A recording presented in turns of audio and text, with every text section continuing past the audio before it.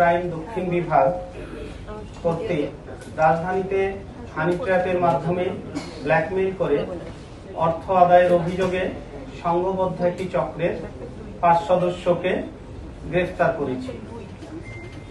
গ্রেফতারকৃতরা হল মোহাম্মদ আনোয়ার হোসেন, বদিউজ্জামান শাহিন, মরিয়ম, শাহাদাত হোসেন, কর্মী বেগম। প্রিয় সাংবাদিক বৃন্দ, একটি বেসরকারি আর্থিক প্রতিষ্ঠানের একজন ঋণ বিতরণকারী কর্মকর্তা 15 এপ্রিল 2026 তারিখে ঋণ সংক্রান্ত কাজে রাজধানীর রামপুরা থানাধীন দক্ষিণ বনশ্রীর একটি মার্কেটে গেলে এক নারীর সাথে সেখানে তার পরিচয় হয়। সেই নারী ঋণ গ্রহণে আগ্রহী বলে তার কাছে নিজের পরিচয় দেয় এবং এই ভুক্তভোগীর কাছ থেকে তার একটা ভিজিটিং কার্ড নেয়।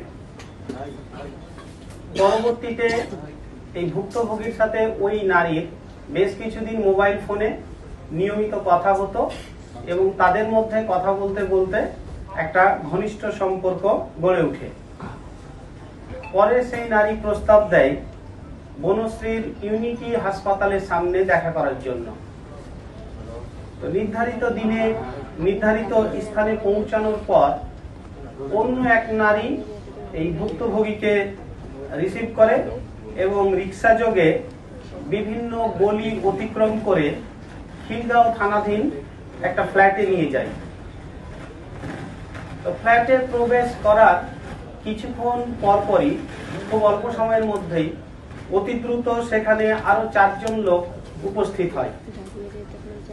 তারা উপস্থিত হয়ে এই ভুক্তভোগীকে বেধড়ক মারপিট করে এবং তাকে নগ্ন করে ওই নারীর সাথে তার কিছু আপত্তিকর ভিডিও ধারণ করে।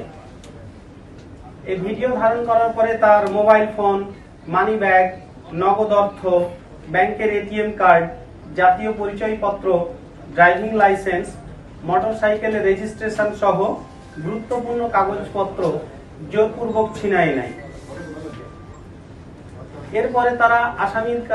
এরপরে আসামিরা ভুক্তভোগীর কাছে 3 লাখ টাকা চাঁদা দাবি করে এবং তার ব্যাংক হিসাব থেকে বিকাশ এবং উপায় অ্যাপ্লিকেশনের মাধ্যমে মোট 1,10,000 টাকা আত্মসাৎ করে।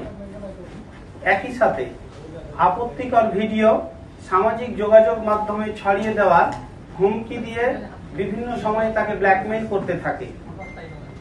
একটা পর্যায়ে ভুক্তভোগী বাধ্য হয়ে খিলগাঁও থানায় 22 জুন 2026 তারিখে একটা মামলা দায়ের করে। প্রিয় সাংবাদিক বৃন্দ, এই মামলা দায়ের হওয়ার পর ডিবি সাইবার অ্যান্ড স্পেশাল ক্রাইমের সাউথ ডিভিশন এটা গত 2 জুলাই মামলাটা আমাদের কাছে আসে হস্তান্তর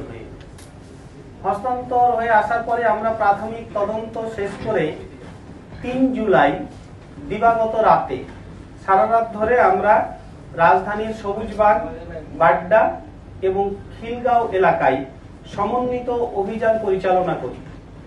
এই সমন্বিত অভিযান পরিচালনা করে এই হানি ট্র্যাপ চক্রের মোট 5 জন সদস্যকে গ্রেফতার করি।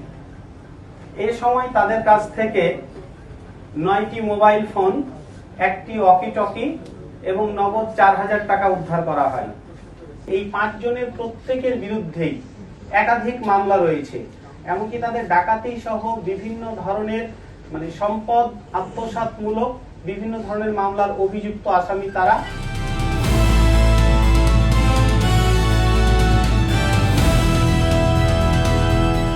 দিনাজপুর টিভি, মানুষের জীবনের কথা বলে।